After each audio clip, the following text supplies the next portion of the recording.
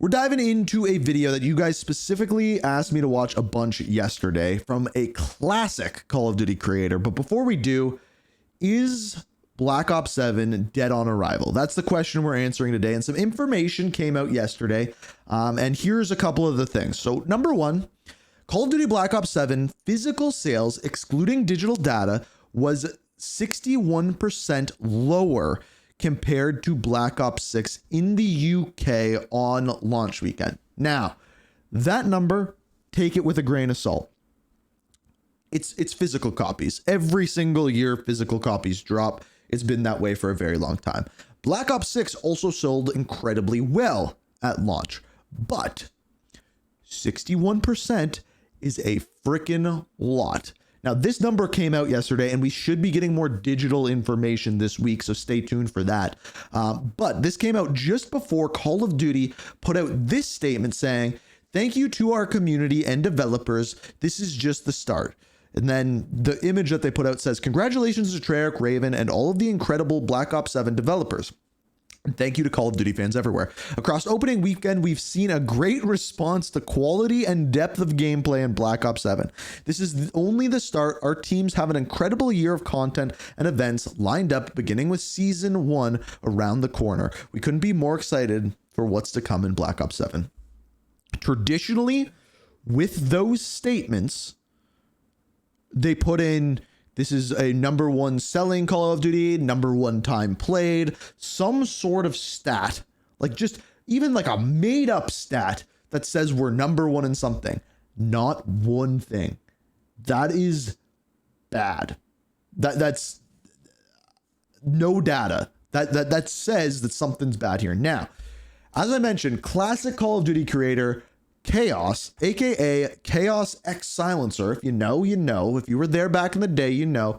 He made a video saying Black Ops 7 is a dead on arrival, and I'm curious Black Ops 7 what he's going to say. Finally here, and the reception, it's been mixed. I want to talk about the community's reaction to the stuff that is here, because on one hand, people seem to be enjoying the design of the multiplayer and the zombies. On the other hand, there is a lot of problems with the game, and just because it's the biggest Black Ops game to date doesn't mean it's actually the best. So down in the comments, welcome to... It definitely is the biggest game. The most camo grinds, the most maps, the most, I don't know about weapons, but the most like things to do, 100% is. Channel, everybody. Jimmy or Chaos.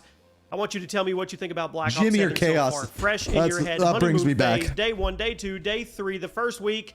And if you're actually playing it, because I have a gut feeling a lot of you probably haven't actually played the game yet while you're hearing my voice. That's one of the main things I want to talk about. This is the first time in COD history where a new COD game has come out, and it seems like a massive chunk of people in the community are actually waiting to play it. And that's reflected in the player counts. This has to be one of the smallest COD launches in, honestly, franchise history. But I want you guys to tell me in the comments, drop a like on the... Dude, he might not be wrong. Like, I was going to say that that's wrong, but he might, like, in franchise history, he might be right. Which is wild and kind of sad, because you know what that means? They got rid of skill-based matchmaking. But, like, that's the thing, right? Is the marketing was horrible for, like, if they look at it and go, it's skill-based matchmaking, that's the problem, we need it back, I might lose my mind. The video, and yes, I read every single comment on every single video, and yes, I am seeing the memes emerge about the Black Ops 7 campaign and how it looks more like a Resident Evil campaign. That's the other thing that I've seen a lot. What you would expect from Call of Duty. I don't even think it looks like Resident Evil, man. I even saw Modern Warzone over on X say this is worse than the Black Ops 3 campaign. I mean, it is. Go boom, that's legendary. So to say this one's even worse, and I think he said he beat it in 4 hours, those are some pretty harsh criticisms. We'll talk a little bit about that as well. So first things first, let's go over the numbers. That paints a pretty clear picture. Why is my camera dying right already? Game. Exact player counts across all platforms are unknown for Black Ops 7, but we do know the exact player counts for Steam. So far, things don't look good. Before you say anything like, Jimmy, Steam doesn't make up the majority of COD players. I know that. But the point I'm getting at is... So the thing you got to remember is, again, Steam is about 5% of the player base. The mass majority of Call of Duty players are on console. So that is why when you look at something like... Twitch numbers, let's just use that. I think Call of Duty sitting at around 50 to 70,000 right now. Even with, why is my camera doing this? even with here, I got to open my office door. I'm going to keep talking. You might not be able to hear me, but I'll start yelling. So even with the way that Battlefield has come out with a new update as of today, they are still sitting at lower Twitch numbers, but way higher Steam numbers. And the reason for that is because Battlefield, I think it's 60% of players are on Steam. Call of Duty, 5% of players are on Steam. So my guess is that there's actually probably more players playing Black Ops 7 right now. But truth be told, where we can see the numbers is on Twitch and on Steam. So it's very weird to see the contradiction between those two numbers. The PC community is gigantic these days, and there are way more PC gamers than console gamers worldwide. Plus, Steam is the biggest distribution service for PC games. So if a game is struggling on Steam, it's pretty safe to assume it's struggling elsewhere as well. And when I say Black Ops 7... Yes and no. Like, sales are definitely down for Call of Duty this year. But with Call of Duty, what it actually shows is struggling is Warzone. That's what it actually shows it's struggling. Because you have to remember, on PC... I don't play on Steam. I've played on Battle.net, and I've played on Xbox Game Pass, like PC Game Pass. So there's two other options on PC, right? Is struggling on Steam. I mean that in the most honest, blatant way that I can. I'm looking at Steam charts on the morning of November 14th. It's launch day for Black Ops 7. And these are the times when the player count should be super high, spiked up, because everybody has been online since last night. And all the diehard fans are taking off work today to play. Certain regions of the world are already off work and should be logged on, so on and so forth. But according to Steam, Call of Duty is only at about 75,000 concurrent players right now. Remember, that was this is the launch COD day, app, meaning that player count includes both Black Ops 7 and Warzone. It's a good point. So Black Ops 7 and Warzone. Doesn't it include Black Ops 6 as well? Like, it does include Black Ops 6 as well right now, I think. 75,000 Steam players on launch day. I want to put that into perspective for you guys, because some of you okay, so here are the numbers. 75,000 players is a ton of players. Positive video. Battlefield 6, right now, it's been out over... Yeah, Battlefield 6 is crushing it on Steam. So launch day, we peaked at 100. Oh, no, that was Sunday. So Sundays, when every game hits their highest player counts, the peak was 100,000 players. So they at least broke 100,000. And then going after that, Tuesday, we had 73,000. And today looks even... Today's not looking so hot. Let's just say that. For a month is currently at 200,000 concurrent players on Steam.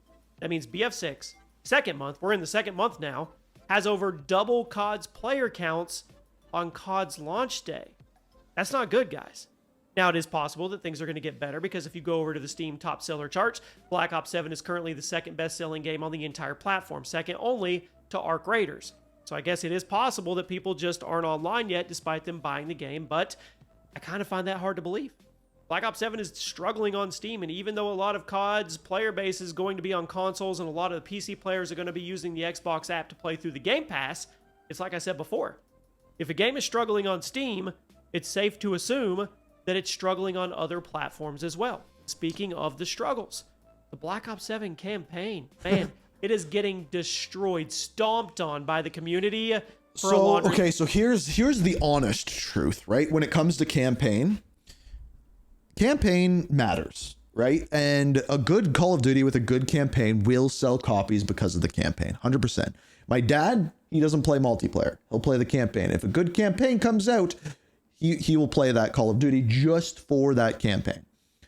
But if you look at games that traditionally got called out for having bad campaigns, we have recently Vanguard and Modern Warfare 3. I think those sold worse because of the bad campaign. But going back, the big one was Black Ops 3. That's one of the most played Call of Duty games ever, and it had a bad campaign. So just because a game has a bad campaign doesn't mean the rest of the game is bad, and it doesn't mean people won't play it. List of reasons. According to basically every review I've read this morning from both the professionals and the normal gamers, Black Ops 7 might actually have the worst campaign in COD history. It might be. Now, aside from the fact that it's apparently very short and has a story that makes zero sense, and it kind of disrespects the rest of the franchise with these crazy, outlandish elements that don't belong anywhere near a Call of Duty game, there's also a lot of technical problems with it. For example, you can't play the campaign unless you're online. You can't pause the campaign at all if you're playing solo.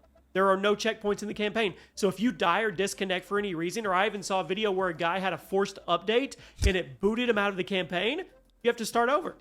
Whoa. Okay, you don't have to start over. You start that mission over, but... Video up on the screen. Does this look like a Call of Duty game to you? Does this look like a Black Ops game to you? It looks more like something you would see in Destiny 2 or Raid Shadow Legends or Raid Shadow Legends. Why is it in Black Ops? There was one point where the person was like Captain America shielding somebody from like missiles and stuff. I don't even know. Remember when the game used to be about real world operations and creepy mind control plots and government conspiracies? That was Black Ops.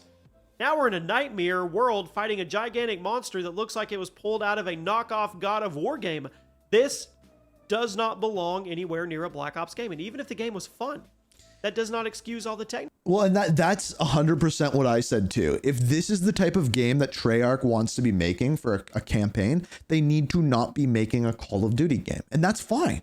Like if Activision would branch out and be like, they're making this like live service, open world campaign that like pulls in Endgame and is like a looter shooter.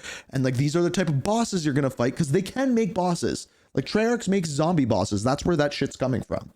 If they're going to do that, don't make it a Black Ops campaign and ruin this overall story of David Mason that was quite literally near perfect after Black Ops 2.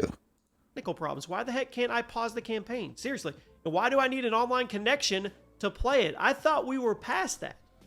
It also doesn't help matters that Treyarch is now under fire for using AI to create a bunch of their calling cards. And when you look at the screenshots, it's pretty clear they did, which is wild to me. Activision has so many people working on Call of Duty these days. They have so many people on the payroll to get this game done, and they still have to use AI to make calling cards?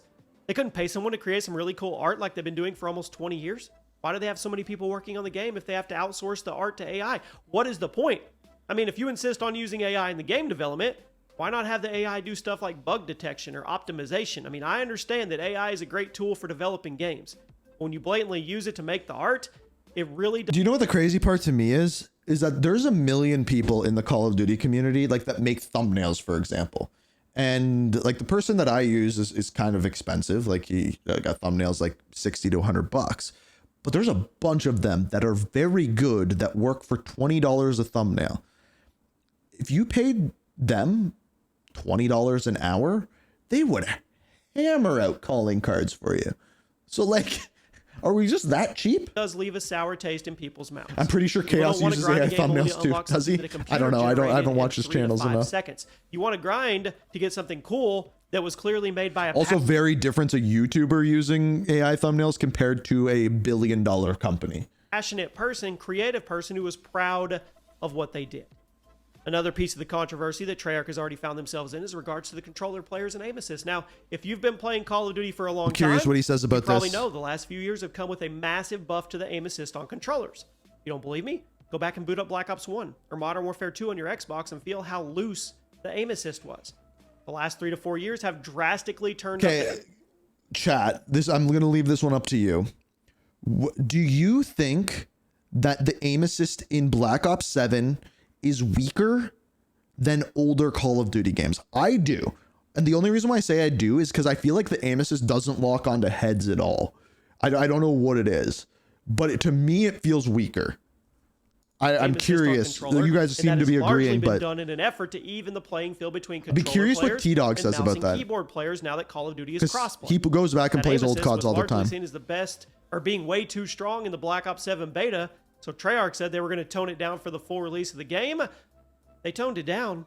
The controller community is not happy. On one hand, I think it's kind of funny because, like I said, aim assist over the last few years has been pretty obviously pumped up and turned up in comparison from the old school Call days. But on the other hand, the old school days of Call of Duty weren't crossplay.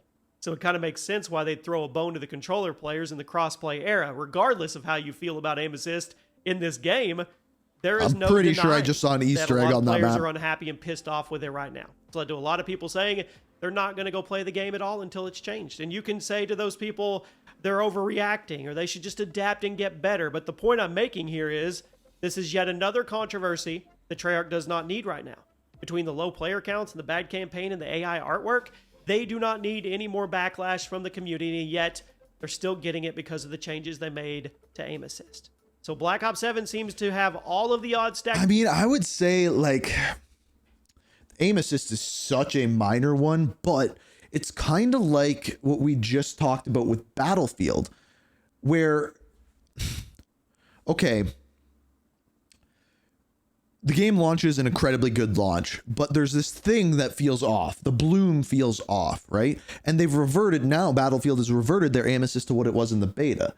And it's like, okay, if you're bringing in a casual player and they played a beta and it feels a certain way, and then they buy the game and it's not like that, they're not going to read the patch notes. They're going to play it and be like, this doesn't feel the same. And they're going to stop playing it and they're not going to come back to it.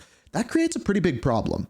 And I think beyond like what they end up choosing to do in the long run, I think it's a bad thing. Against it out of day one here, and bad news keeps piling up, and we'll probably do videos in the future. We're going to talk about multiplayer in a separate video probably later on in the week or the weekend, because I really want to focus on it, and I think there's a lot of positives happening on that side that a lot of people are saying that as well.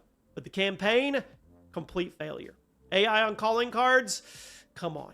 Steam charts, I know they don't reflect the bigger picture, but they're part of the bigger picture. Not looking good. Arc Raiders, soaring. Battlefield 6, soaring. This right now. So if you use the base plate of 100,000 players on Steam for Call of Duty on Sunday as a base plate, and we say that 5% of players are on Steam, that would mean that 2 million concurrent players were on Call of Duty on Sunday. Does that number make sense? I think so. But that's also still pretty low, right? For a launch weekend of Call of Duty, I would expect 6-7 million. And yes, I just said 6-7. Call of Duty should be just launching through the roof, and maybe we'll get a push or a surge over the weekend. But if it dies out that quick, where's the lasting power? There's no lasting power there. Let me know what you guys think if you've played it so far. I'll see you soon. That was a good video. I have not watched Chaos in so long. So, oh, whoops, my bad. I didn't show the screen. There was nothing on it. It was mainly just audio anyway. I'm really bad at that. I'm really bad at screens and things. But honestly, as a whole, it's good to see Chaos again. I hope we get to see more of his videos on here.